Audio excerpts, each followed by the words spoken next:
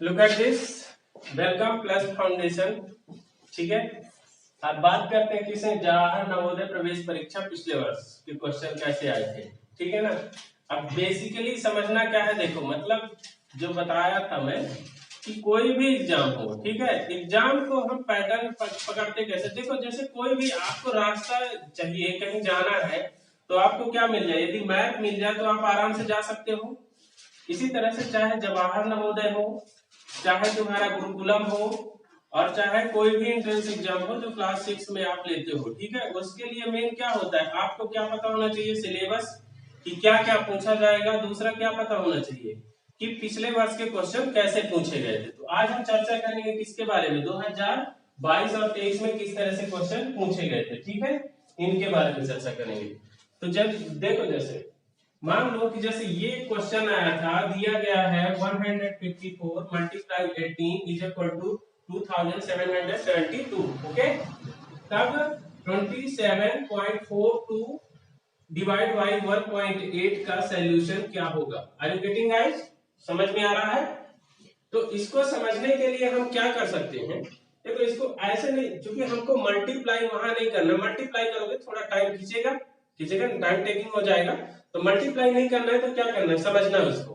ठीक है, समझ के हम कर सकते हैं, क्योंकि इसमें देखो दो कंडीशन दिया, एक मल्टीप्लाई कर दिया, दूसरा डिवाइड आपसे पूछ लिया है।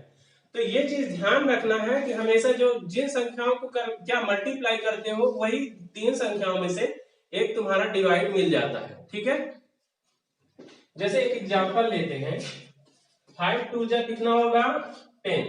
ठीक है, यहाँ तुमको कितने नंबर मिले, 3 नंबर मिले, 5 मिला, 2 मिला और 10 मिला।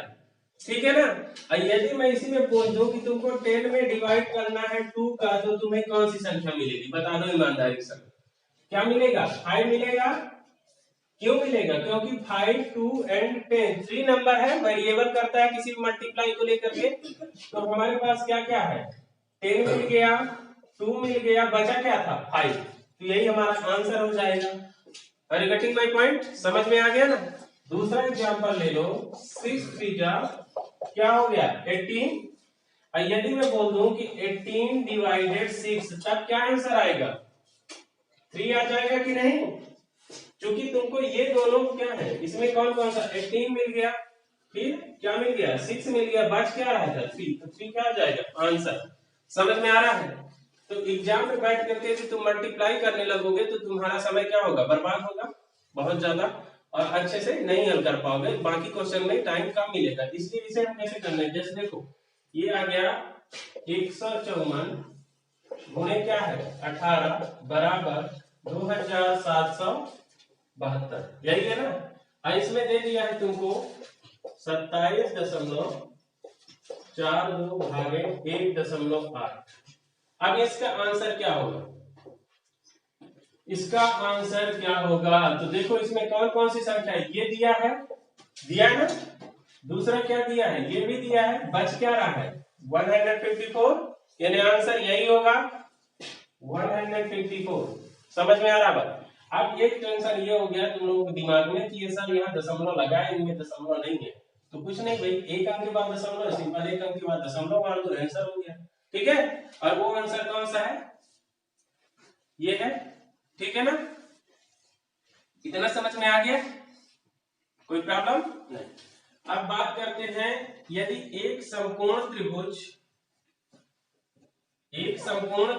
की दो लंबवत भुजाएं, कैसी त्रिभुज है भाई साहब, समकोण त्रिभुज है, कैसी त्रिभुज है, समकोण त्रिभुज की दो लंबवत भुजाएं 5 सेंटीमीटर तथा 12 सेंटीमीटर हो, तो त्रिभुज का परिमाप क्या होगा। परिमाप के बारे में चर्चा करें यदि, तो तुम लोग जानते होंगे कि परिमाप किसे कहते हैं। पहले तो ये समझो क्षेत्रफल और परिमाप है क्या। ठीक है, तो परिमाप किसे कहेंगे,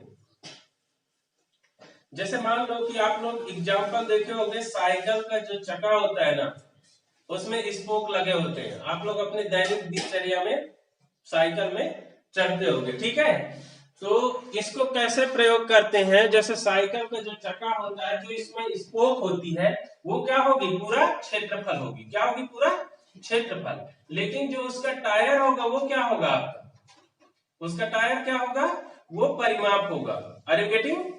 तो इसी तरह से यदि मैं बात करूं किसके बारे में, समकोण त्रिभुज, दिस इज योर,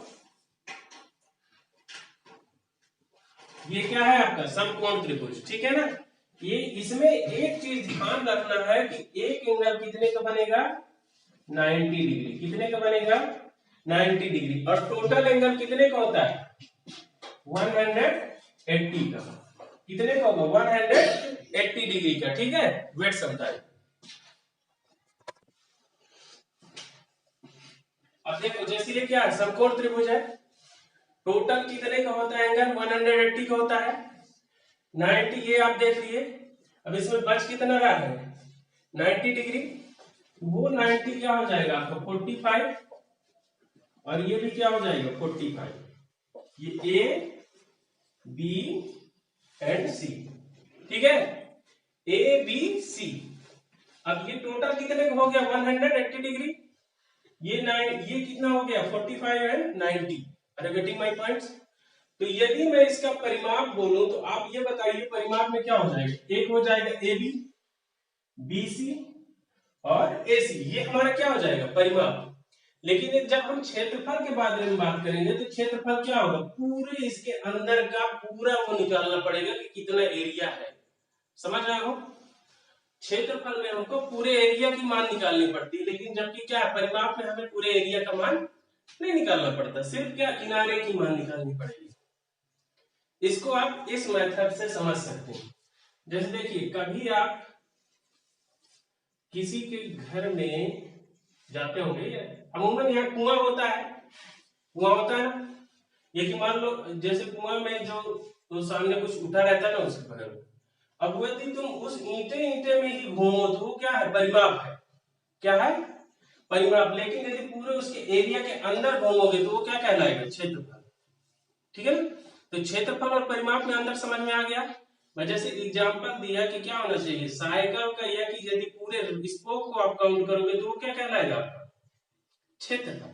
लेकिन यदि इसमें सिर्फ हम टायर की बात करें तो वो क्या कहलाएगा परिमाप। अब इसमें देखो भुजाएं कौन है 5 सेंटीमीटर और 12 सेंटीमीटर। मान लो कि ये भुजा आपकी कितनी हो गई 12 सेंटीमीटर, दो लंबवत भुजाएं, ठीक है, और ये कितना हो गया 5 सेंटीमीटर। तुमसे पूछ क्या दिया है कर्ण, किसका पूछ दिया है कर्ण। तो इसमें जो सूत्र होता है पाइथागोरस प्रमेय से लगाना होता है। ये क्या है ए बी का मान नहीं दिया ना, तो लिखेंगे क्या ए बी का स्क्वायर इज इक्वल टू क्या हो जाएगा बी ए सी का स्क्वायर प्लस क्या हो जाएगा बी सी का स्क्वायर, ठीक है। अब देखो ए बी का मान दिया है नहीं दिया है, तो ए बी का मान चुपचाप से रहने दो। ए सी का मान कितना दिया है देखो, ए सी का मान 12 सेंटीमीटर है 12, अब ये किसमें है स्क्वायर में, ठीक है, प्लस इसका मान कितना दिया है बीसी का 5 सेंटीमीटर, ये कितना हो जाएगा 5 का स्क्वायर। अब ध्यान देना ये किसमें होगा रूट में होगा, ठीक है। इसको करोगे हल करोगे बेटा तो कितना आएगा 12 बराबर 144 प्लस 55 25, ठीक है। अब इसमें ये किसका है ए बी स्क्वायर का वैल्यू है, ए बी स्क्वायर का, फिर इसको जोड़ दोगे तो कितना आ जाएगा 169 आ जाएगी ऐड करने पर। और इसको हमको क्या निकालना है ए बी की वैल्यू चाहिए, तो 169 के जब आप क्या करोगे फैक्टर करोगे तो क्या आ जाएगा आपको 13, 13 13 169 होता है ना, 13 के 13 टाइम मल्टीप्लाई करोगे तो क्या आ जाएगा 169, यानी यहाँ क्या आ जाएगी 13 आ जाएगी, आ गई। क्योंकि आपको अभी सिर्फ इसका मान पता था, इसका वैल्यू कितना है 12, इसका 5, अब इसका भी क्या हो गया 13, तो आप परिमाप निकाल लोगे। क्योंकि हमको निकालना क्या है एक्चुअली इन सभी का क्या निकालना है लंबाई ही निकालनी सभी भुजाओं की। तो क्या हो जाएगा त्रिभुज की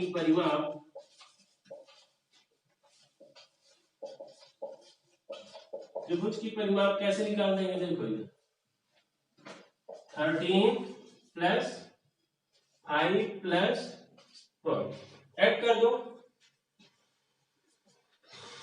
ये कितना हो जाएगा 13 एंड 12 कितना हो जाएगा आपका 25 एंड 5 कितना हो जाएगा 30, क्या हो जाएगा 30, यानी आपका आंसर क्या आ जाएगा 30 सेंटीमीटर। ठीक है, ये क्या हो जाएगी इस क्वेश्चन की आंसर। समझ में आ गई बात? इतना समझ में आई होगी, वीडियो एक बार दोबारा से रिव्यू करके देख लेना, ठीक है ना।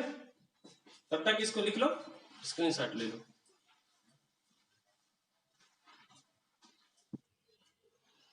चलो हल करते हैं इन क्वेश्चन को, ठीक है। जैसे देखो यहाँ एक सवाल दिया है x by 25 is equal to 196 by x, ठीक है। अब ये क्वेश्चन मतलब पूछा गया है, किसमें पूछा गया है, नवोदय में। तो ये क्वेश्चन आपके गुरुकुलम में भी पूछा जा सकता है मैथ से, और ज्ञानोदय में भी पूछा जा सकता है। मतलब जितने भी एंट्रेंस एग्जाम है जिसमें आप क्लास 6 में क्या करेंगे, वो बात करेंगे। तो उसके लिए इस क्वेश्चन को कैसे हल करेंगे, देखो इधर x बाई कितना है 25 इज इक्वल टू 196 बाई कितना है x। अब इस सवाल में हमें क्या करना है, पीरियड गुणा कर देना, ठीक है। तो x और x की मल्टीप्लाई कर दोगे तो बताओ क्या होगा, x की पावर 2 हो जाएगी, इज इक्वल टू कितना हो जाएगा 25 multiply 196। Are you getting guys? अब देखो इसमें क्या होगा, x स्क्वायर है, यानी इसको स्क्वायर को हटाएंगे तो इसमें क्या आ जाएगा, अंडर रूट आ जाएगा। यानी हम इसको क्या लिख सकते हैं, x की वैल्यू रूट 25 मल्टीप्लाई 196, ठीक है ना 25। अब देखो 25 का जब हम फैक्टर निकालेंगे, कैसे निकालेंगे फैक्टर, फैक्टर भी निकालना होता है। जैसे देखो 25 है ना, इसका फैक्टर करोगे तो ये किससे 5 से डिवाइड होगा, 5 5 जा 25, फिर 5 से करोगे तो 5 बन जा 5, ये कैंसिल हो गया। 196 का आएगा 14, ठीक है 14 मल्टीप्लाई 14 इज इक्वल टू 196 होता है। काट के देख लो, इसको चाहे 2 से भी काट करके आप देख सकते हो, इससे 2 से, क्योंकि 2 से कट जाएगा तो लास्ट में क्या है सम संख्या है। 9 2 जा 18 कट गया, बचा कितना 1, तो 6 हो गया, तो कितना होगा 8 2 जा 16, 2 से डिवाइड करो 4 2 जा 8, और ये कितने बार जाएगा 9 2 जा 18, फिर 7 7 जा 49, 7 1 जा 7। Are you getting my point? अब देखो इसमें कितना आ गया 5 5 2 टाइम्स है, ठीक है ना।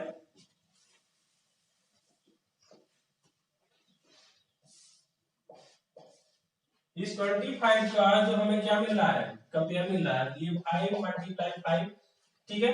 इस 25 को क्या 196 का क्या है 2 मल्टीप्लाई 2 मल्टीप्लाई 7 मल्टीप्लाई 7, यही है ना 2 मल्टीप्लाई 7 मल्टीप्लाई 7। इतना तक समझ में आ गया कि नहीं आया?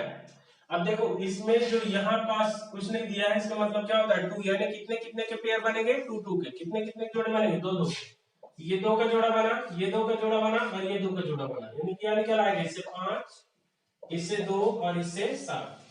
अब कितना हो जाएगा बताओ, 5 बनी 10, और 10 में 7 को गुणा कर दोगे तो कितना आएगा 70, यही ना आएगा। तो इसकी आंसर क्या हो जाएगी आपकी 70, कितना हो जाएगा 70। Are you getting guys?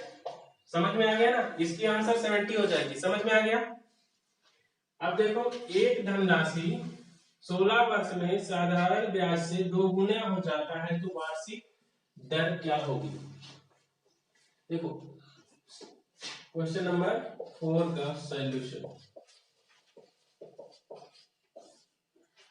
साधारण राशि, साधारण ब्याज निकालने का जो फार्मूला है वो क्या होता है, SI is equal to P cross R cross क्या होगा T अपॉन 100, ठीक है ना।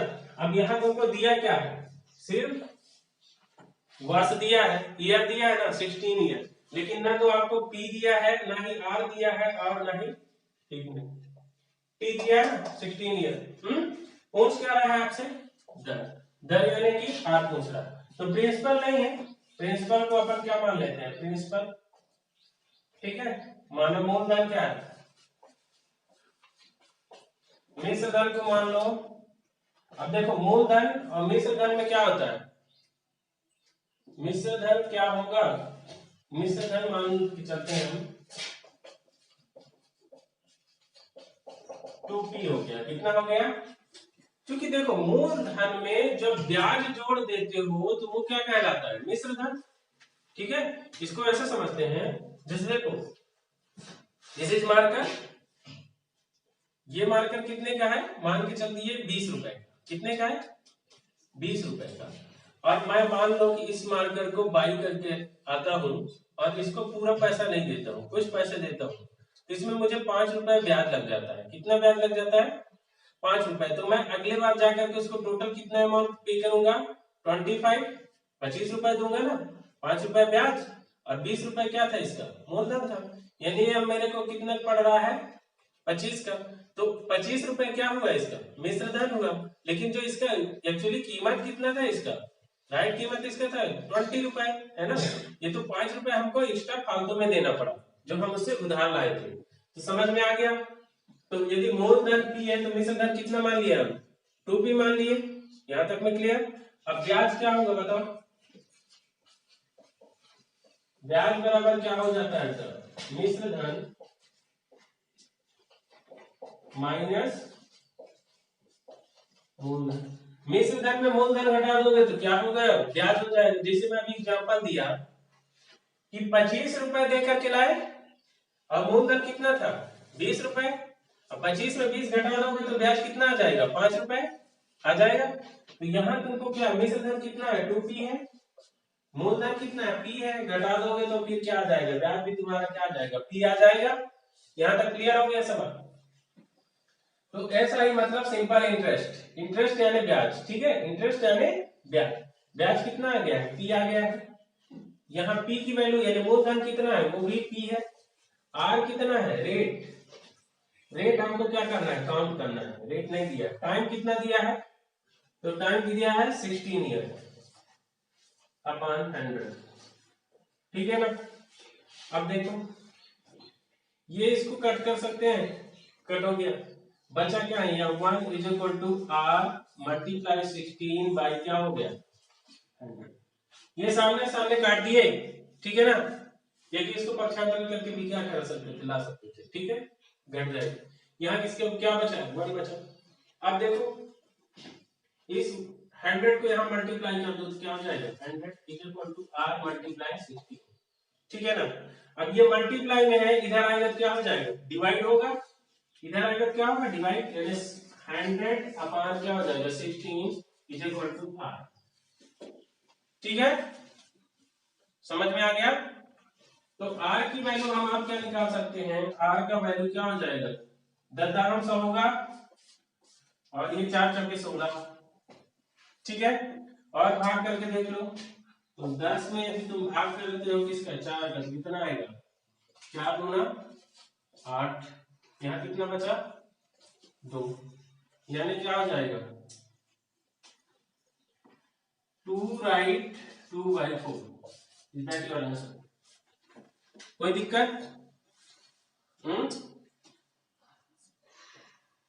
किसी को कोई प्रॉब्लम, समझ में आ गया, इसको मिटा दें।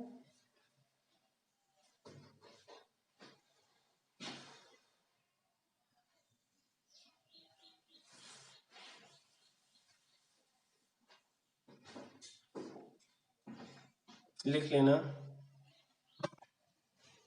अब देखते हैं इस क्वेश्चन को, इसको कैसे हल करना है, ठीक है। ये जो तुमको दिया है व्यंजक निकालना, निम्नलिखित व्यंजक का निकटतम मान। देखो निकटतम का पहले समझना होगा कि कौन किसके निकटतम होता है, ठीक है। जैसे मान लो कोई संख्या है, हमको निकालना 10 का निकटतम, कितने का, 10 का निकटतम। तो 10 के निकटतम में कौन आ जाएगा बताओ, इधर ये 9 है, 10 का निकटतम होगा, हाँ होगा। 11 10 का निकटतम होगा, होगा। 12 होगा, होगा। 13 10 का निकटतम होगा, होगा। 14 10 का निकटतम होगा, होगा। 15 होगा, नहीं होगा। ये किसका हो जाएगा, ये 20 का निकटतम हो जाएगा, किसका हो जाएगा 20 का। इसी तरह से 8 10 का निकटतम होगा, होगा। फिर 7 ये भी होगा, 6 ये भी होगा। समझ गए ना निकटतम मतलब क्या होता है। मान लो 20 का निकटतम, इसी तरह से 100 का 1000 का निकाल लोगे, ठीक है। अब इस क्वेश्चन पे देखते हैं, 349 मल्टीप्लाई 51 प्लस ये ब्रैकेट में दिया है 632 डिवाइड बाई 31, ठीक है। 349 मल्टीप्लाई 51। अब इसको पहले 51 से इसको मल्टीप्लाई कर लेते हैं, कितना आएगा। तो 349 9 5 जा 45 की 5 करी 4 4 5 जा कितना हो जाएगा 20 एंड 4 कितना होगा 24 कैरी 2। फिर 5 3 जा 15 एंड कैरी कितना था जी 2 17। ओके 9 5 4 कितना हो जाएगा 9 3 4 कितना हो जाएगा 7 7 1। ठीक है, किसी को कोई प्रॉब्लम इसमें नहीं है। अब देखो इसमें यदि तुम डिवाइड करोगे 632 डिवाइड बाय 31, 632 डिवाइड बाय कितना करना है 30, 31 गुना कितना हो जाएगा 62 हो जाएगा। इसके बाद तुम्हारे पास कितना बच रहा है बेटा 1 12 बच रहा है, और 12 में डिवाइड करोगे तो दशमलव में जाएगा, जब दशमलव के बाद 3 2 कुछ भी आएगा ऐसे हल करके देखिए, ठीक है ना।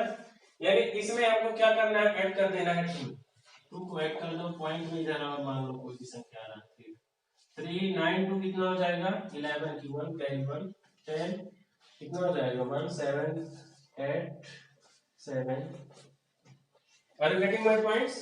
दी जा रही है क्या हो जाएगा निकटतम मान, और निकटतम मान निकालना है तो दशमलव 3 नहीं लिखना है, तुमको क्या लिख देना 17801 इज दैट क्लियर। ठीक है,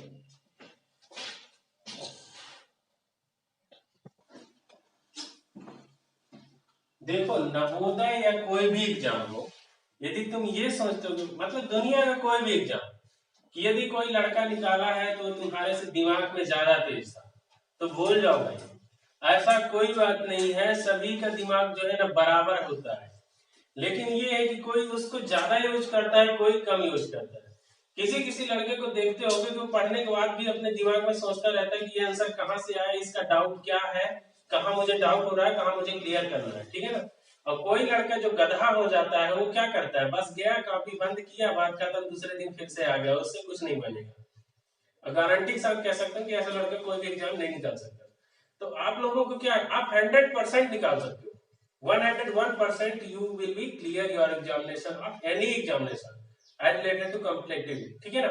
बट उसके लिए क्या है आपको फोकस करना पड़ेगा, और टोटल फोकस किसमें करना पड़ेगा कि हमारे कैसे क्वेश्चन आ रहे हैं। यदि आप रिपीट कर रहे हो तो ये मान के चलो कि नवोदय विद्यालय आपकी कोई भी एग्जामिनेशन कोई भी विद्यालय जैसे जिसमें भी आप जिसकी भी एग्जाम दे रहे हैं, एक क्वेश्चन है कि एक विद्यालय में 3/5 बच्चे लड़के हैं तथा लड़कियों की संख्या 800 है तो लड़कों की संख्या क्या है। अब इसको यदि तुम बेसिक मेथड से लगाओगे ना तो मुझे नहीं लग रहा कि कोई भी कॉम्पिटिटिव एग्जामिनेशन क्लियर कर सकते हो। हमको पहले क्या समझना है, टोटल 3/5 दिया है, क्या दिया है 3/5। इसमें एक चीज ध्यान रखना कि ये जो 5 है ना ये हमेशा किसको दर्शाएगा टोटल को, किसको टोटल नंबर कितना है 5 है। अब ये क्या बोला है कि इतने बच्चे कितने हैं, एक विद्यालय में 3/5 बच्चे लड़के हैं, यानी ये क्या होगा ये आपका बॉयज होगा, बॉयज माने लड़का, ठीक है। यदि 5 टोटल विद्यार्थी हैं, हम मान के कितना चले 5 विद्यार्थी, जिसमें से 3 क्या है 3 बॉयज हैं, तो गर्ल्स कितने होंगे बता दो भाई, गर्ल्स कितने होंगे बताओ अपने लोग। आप बोलोगे सर इतना इजी है 5 - 2 करेंगे 3 करेंगे सॉरी तो कितना आएगा 2, और 2 क्या हो जाएगा सर हमारा गर्ल्स हो जाएगा, होगा है? आप बोलोगे सर बहुत सिंपल है, 5 आप बोल रहे हैं कि टोटल है जिसमें से 3 क्या है बॉयज हैं, तो बच कितने रहे 2, और वही 2 क्या है सर वही 2 गर्ल्स हैं। मैं बोला कि हाँ भैया एक कंडीशन दिया है कि लड़कियों की संख्या 800 है, लड़कियों की संख्या 800 है, और यहाँ कितना निकल रहा है 2 निकल रहा है, यानी हम 2 बराबर 800 मान सकते हैं। हम क्या बोले भैया 2 का मान क्या दिया है 800 दिया, कितना दिया है 800 दिया है, तो 1 का मान कितना होगा देखो 2 1 कम 2 और 400 दूनी 800, यानी 1 की वैल्यू कितनी आ गई 400। आ गई बात समझ में? अब यहाँ क्या पूछा है, लड़कों की संख्या क्या? तो एक का मान यदि 400 है तो तुम्हारे को बॉयज यहाँ कितना दिया है 3, तो 3 का मान कितना होगा 3 गुणे 400 यानी कितना होगा 1200। बॉयज कितने हो गए 1200। आ गई बात समझ में? फिर से देखो टोटल तुम्हें कितना दिया है कि 3/5 बच्चे क्या है लड़के हैं, यानी लड़के, ध्यान देना। तो यहाँ टोटल कितने हैं 5, 5 में से 3 क्या है लड़के हैं, तो लड़कियां कितनी हुई 2। अब 2 का मान दिया है कितना 800, तो 1 का मान कितना हो गया 400। और जब 1 का मान 400 हो गया तो लड़कों का मान कितना दिया है 3, यानी 3 चौको कितना हो गया 1200। आ गई बात समझ में? यदि मान लो तुमको इसी में ये क्वेश्चन पूछ दे कि टोटल विद्यार्थियों की संख्या कितनी होगी, तो बता सकते हो टोटल विद्यार्थियों की संख्या कितनी होगी? तो टोटल कितना दिया है 5, 1 का मान कितना है 400, तो गुणा कर दो किससे 400 को, तो 4 5 से 20 यानी कितना होगा 2000। टोटल विद्यार्थियों की संख्या, टोटल स्टूडेंट कितने हो गए 2000। Are you getting my point? समझ में आ गया ना? हल कर लोगे इस तरह से? ठीक। फिर देखो एक क्वेश्चन है, एक क्रिकेट खिलाड़ी की 24 पारियों में रनों का औसत 28 है, वह 25वीं पारी में कितने रन बनाए ताकि उसका औसत 29 हो जाए। अब देखो औसत में क्या होता है, औसत की क्या होती है खासियत, औसत यानी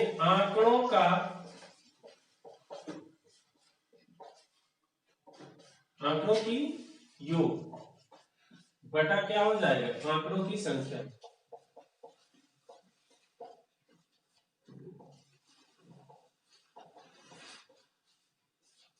ठीक है, आंकड़ों के योग बटे आंकड़ों की संख्या क्या होती है एवरेज की फार्मूला। अब ये आंकड़ा है क्या, जैसे देखो मान लो हमको क्या निकालना है औसत, और हमारे कोचिंग में मान के चलो कि कितने स्टूडेंट दर्ज हैं, मान के चलते हैं 100 दर्ज है। कितने दर्ज है 100। किसी दिन आते हैं 90, किसी दिन आते हैं 80, है ना, और किसी दिन आते हैं 50। तो हम ये निकालें कि औसत डेली कितने लड़के आते हैं।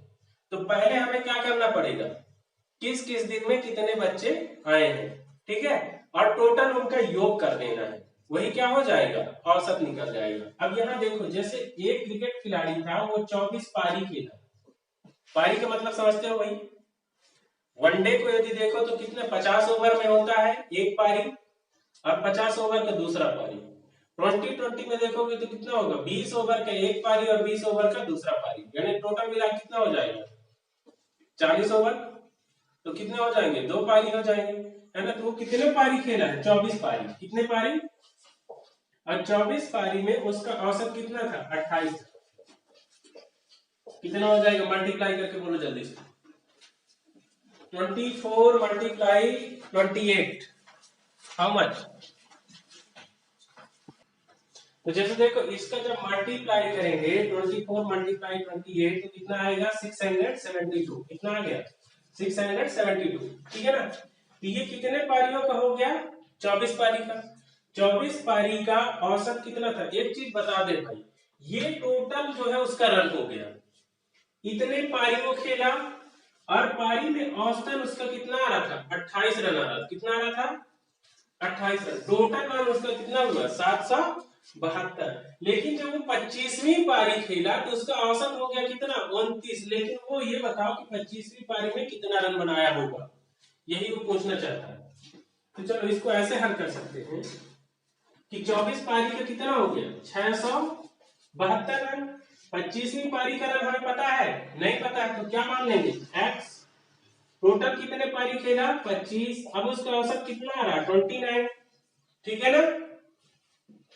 Is that clear? यहां तक समझो, देखो 672 रन कितने का 24 पारी जो उसने खेला, और औसत उसका कितना आ रहा था 28 आ रहा था, तो इस हिसाब से उसका कितना बना 672। लेकिन 25वीं पारी का हमको नहीं मिला, 25वीं पारी की जगह क्या लिख दिए x, और ये टोटल 25 पारी गुणे 29 हो जाएगा, है ना। तो अब इसमें क्या हो जाएगा 672 plus x is equal to, इसको क्या करोगे इधर पक्षांतरित करोगे तो क्या हो जाएगा मल्टीप्लाई हो जाएगा, तो 25 गुणे 29 कितना हो जाएगा बोलो? 672 धन x बराबर 25 गुणे 29 करोगे तो 725 कितना जाएगा? 725। अब ध्यान दो, यहाँ ये x से किसमें है? प्लस में है, उधर जाएगा तो किसमें हो जाएगा? माइनस में हो जाएगा। यानी x की वैल्यू क्या हो जाएगी? 725 माइनस 672। तो x की वैल्यू कितनी आ जाएगी? 53 and 53 will be your answer। यानी वो 25वीं पारी में कितना रन बनाया? 53 रन बनाया। कितना रन बनाया?